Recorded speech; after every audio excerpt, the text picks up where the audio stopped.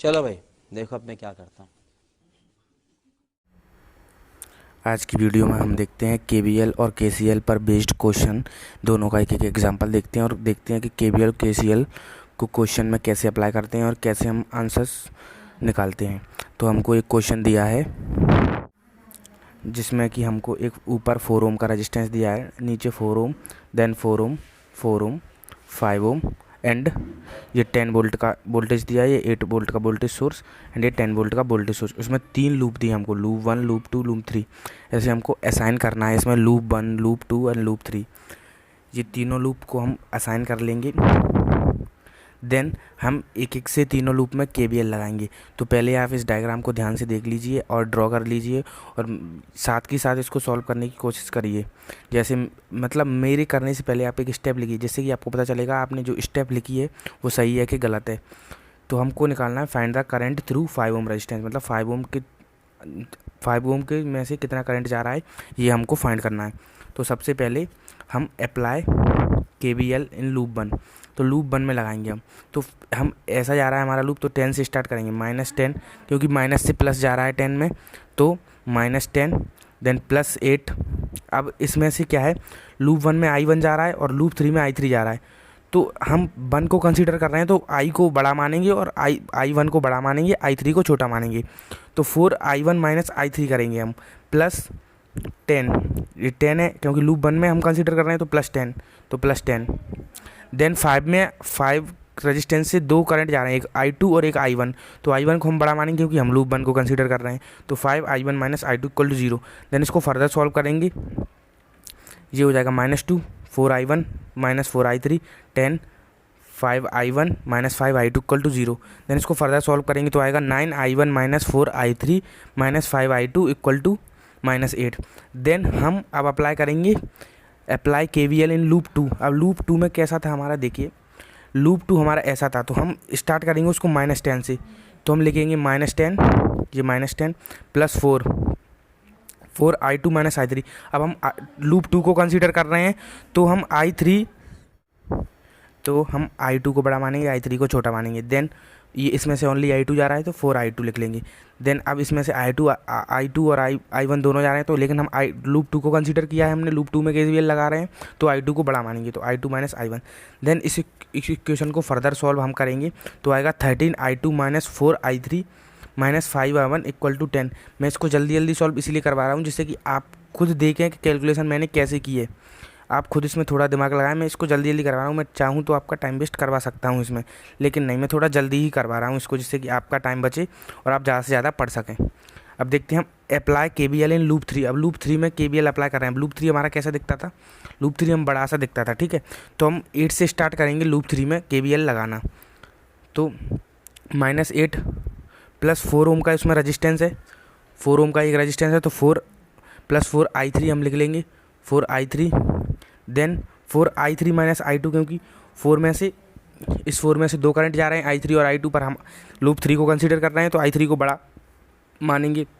Then इस 4 से हमारे 2 करंट जा रहे हैं, इससे हमारे वापस से 2 करंट जा रहे हैं, एक की I1 और I3 पर हम I3 को बड़ा कंसीडर करेंगे।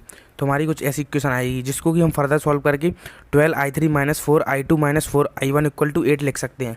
देन अब हम आगे देखते हैं, इन तीनों इक्वेशन, हमारी 3 इक्वेशन आ चुकी हैं, इन तीनों इक्वेशन को सॉल्व कैसे करना है हमको, हम ये देख यूज़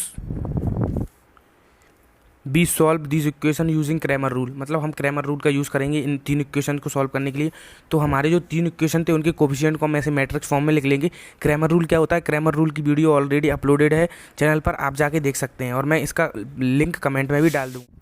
ये I1 I2 I3 3 variable. Than equal में जो हमारे इक्वल टू के साइन के इधर कॉन्स्टेंट थे वो हमारे आ जाएंगे -8 10 8। अब पहले हम इसका डिटरमिनेंट निकालेंगे, वो होगा डेल्टा।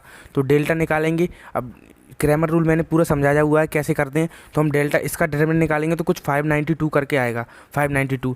देन हम डेल्टा 1 निकालेंगे। अब डेल्टा 1 क्या होता है, हम फर्स्ट कॉलम को हटा के जो हमको इसमें ये दिया है डायग्राम, इसमें एक 8 एम्पियर का करंट सोर्स दिया है, इससे I1 जा रहा है, ये हमने एक नोड माना है, इसका वोल्टेज हमने बी ए एज्यूम किया है। ये हमारा एक नोड है, इसका हमने वोल्टेज, ये हमारा एक नोड है। नोड क्या होता है? नोड होता है जिससे कि 2-3 ब्रांच जा रही हूँ, मतलब निकल रही हूँ, एक इधर के लिए, एक इधर के लिए, एक इधर के लिए। ये हमारा नोड है, तो बी ए और बी बी हमारा नोड है। और ये दो नोड हैं, हमने इनको ग्राउंड किया गया है। ग्राउंड क्यों किया है? इनका वोल्टेज हमने 0 माना है। इस प्रोसेस को हम नोडल एनालिसिस बोलते हैं और केसीएल के क्वेश्चन इसी से होते हैं हमारे। केसीएल यही होता है। तो वैसे हम देखें केसीएल क्या होता है। केसीएल होता है किसी नोड से करंट आने वाला और करंट, मतलब किसी नोड पे करंट जो आ रहा है वो इक्वल होगा करंट उससे जा रहा है। मतलब current coming into a node equal to current going away from the node. मतलब और या फिर इन सब करंट आने वाले और करंट जाने वाले का सम 0 होगा। ये हमारा केसीएल होता है बेसिकली। तो हमने कर लिया। इसमें हमको 5 ओम का रेजिस्टेंस दिया, 10 ओम का, 7 ओम का। ये डायग्राम आप एक बार अच्छे से, तो ये हमारा एक डायग्राम है। अब इसमें हमें find the current through each resistance, हमको करंट निकालना है हर रेजिस्टेंस से। तो सबसे पहले हम, और एक और देख लीजिए, जब करंट एंटर कर रहा है तो हम उसको नेगेटिव साइन लेंगे, और करंट लीव कर रहा है तो उसको हम पॉजिटिव साइन लेंगे। ये बेसिकल फंडामेंटल है केसीएल के क्वेश्चंस को सॉल्व करने का। तो सबसे पहले हम देखते हैं, हम लगाते हैं नोड ए पे, applying KCL eight node A. तो नोड ए पे I1 आ रहा है तो नेगेटिव, तो माइनस I1, I2 जा रहा है तो प्लस I2, I3 भी जा रहा है तो प्लस I3। इसको बी आर के फॉर्म में लिखेंगे, इसको हमको बी आर के फॉर्म में लिखना है, मीन्स बी बाई आर के फॉर्म में हमको इसको लिखना है। तो I1 हमको सिंपली 8 दिया है तो उसको -8 लिख लेंगे। देन I2 हमारा क्या होगा? B A minus B B upon 5, तो B A minus B B upon 5। Then हमारा ये क्या होगा? ये बी बी है ओनली, इसके इधर का तो 0 है तो ये बी बी होगा, ठीक है, बी बी। ये हमारा बी ए होगा, सॉरी, ये हमारा बी ए होगा क्योंकि I3 है, ये बी ए और ये 0 है, तो बी ए माइनस 0 अपॉन 7, तो B A minus 7 upon 0। Then इस इक्वेशन को हम फर्दर सॉल्व करेंगे तो कुछ ऐसा आ जाएगा हमारा। देखिए बी ए हम इन दोनों में से कॉमन ले लेंगे, 8 को इक्वल टू के इधर पहुँचा देंगे, और 1/5 प्लस 1/7 माइनस 1/5 बी बी आ जाएगा। तो ये हमारी फर्स्ट इक्वेशन आ गई। अब हम देखते हैं नोड बी पे केसीएल लगाएंगे और उसकी इक्वेशन क्या आती है देखते हैं। तो ये हमारा है, ठीक है। तो अब देखते हैं हम नोड बी पे लगाएंगे। तो I2 हमारा क्या है? I2 हमारा उसमें एंटर हो रहा है तो हम नेगेटिव लेंगे, और I4 क्या है हमारा? I4 हमारा उसमें एंटर हो रहा है तो नेगेटिव लेंगे, और I5 उससे लीव हो रहा है तो पॉजिटिव लेंगे। देन इसको बी बाई आर के फॉर्म में लिखेंगे। तो I2 हमारा क्या हो जाएगा? माइनस, तो उसके आगे रहेगा B A minus B B upon 5 minus I4 तो हमारा सिंपली हमको दे रखा है 5, तो वो -5 आ जाएगा क्योंकि वो एंटर हो रहा है। Then B B minus 0 upon 10 आ जाएगा। इस इक्वेशन को फर्दरली सॉल्व करेंगे तो बी बी कॉमन ले लेंगे, 1/5 plus 1/10 minus B A by 5 equal to 5 आ जाएगा हमारा। देन अब इन दोनों इक्वेशन को हम सॉल्व करते हैं यूजिंग क्रैमर रूल। तो अब हमारी ये 2 इक्वेशन आ गई, एक ये इक्वेशन, एक ये इक्वेशन। अब इन दोनों को क्रैमर रूल के थ्रू सॉल्व करेंगे। तो इस इक्वेशन को पहले हम इसका एलसीएम वगैरह लेके इधर लिख लेंगे, इनके कोफिशिएंट्स को, और ये कांस्टेंट वाला पार्ट हो गया। तो सबसे पहले हम डेल निकालेंगे। डेल क्या होगा? इन दोनों का इंटू माइनस इन दोनों का इंटू, तो इन दोनों का इंटू ये लिख लिया, माइनस इन दोनों का इंटू। ये इसको फर्दर सॉल्व करेंगे तो 0.08 आ जाएगा हमारा आंसर। सॉल्व कर सकते हैं, कैलकुलेटर यूज़ कर सकते हैं, वैसे भी BW के एग्जाम में कैलकुलेटर अलाउ होता है इंजीनियर्स के लिए। देन हम डेल 1 निकालेंगे। डेल 1 क्या है? कांस्टेंट को फर्स्ट वाली कॉलम से रिप्लेस कर देंगे कांस्टेंट को। देन इसका डिटरमिनेंट होगा इन दोनों का इंटू माइनस इन दोनों का इंटू, तो इसको भी हम फर्दर सॉल्व करेंगे। आप अगेन कैलकुलेटर का यूज़ करके इसकी वैल्यू निकाल सकते हैं। इसकी वैल्यू आएगी 0.6। देन अब हमको निकालना है डेल 2।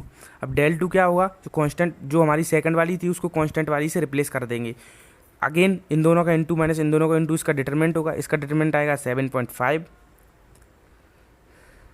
सॉरी, इन दोनों का डिटरमिनेंट आएगा माइनस 5.17। देन हमको निकालना है बी ए, ठीक है। तो हमारा बी ए क्या होगा? बी ए होगा हमारा डेल 1 अपॉन डेल, तो डेल 1 हमारा 0.6 था और डेल था 0.08, तो इसकी वैल्यू आ जाएगी हमारी 7.5 वोल्ट। देन हम निकालेंगे बी बी क्या होगी हमारी? डेल 2 अपॉन डेल, तो डेल 2 की वैल्यू थी माइनस 5.17, इसकी थी 0.08, तो इसकी आएगी 64।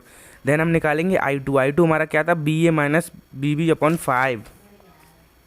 देन वैल्यू पुट करेंगे 7.5 माइनस 64.625 अपॉन 5, तो इसकी वैल्यू कुछ आ जाएगी 14.425 एम्पियर।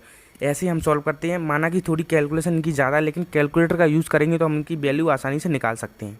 ये आंसर निकालने के बाद ये आंसर निकालने के बाद हमको देखना है कि बड़ा कौन सा है। मान लो बड़ा हमारा I2 है, तो I2 में से I1 को माइनस करेंगे और जो हमारा आंसर आएगा वो ही हमारा आंसर होगा। 5 ओम से जाने वाला हमारा करंट होगा। तो ऐसे हम KVL का यूज़ करते हैं, 3 इक्वेशन बनाते हैं, जितने भी लूप होते हैं उतनी इक्वेशन बनाते हैं। अगर मान लो 2 लूप हुए हमारे, तो हमको सिर्फ 2 इक्वेशन बनाना है। और अगर हमारे 2 loop 2 equation 2 variable and 3 loop तो 3 इक्वेशन एंड 3 वेरिएबल। ऐसे हम KVL की प्रॉब्लम्स को सॉल्व करते हैं। अब हम इसी वीडियो में देखते हैं KCL का प्रॉब्लम, KCL को कैसे करते हैं। तो हम चलो KCL की प्रॉब्लम अब देखते हैं। ये हमारा KCL का क्वेश्चन। अब इसको देखते हैं क्या है क्या नहीं है।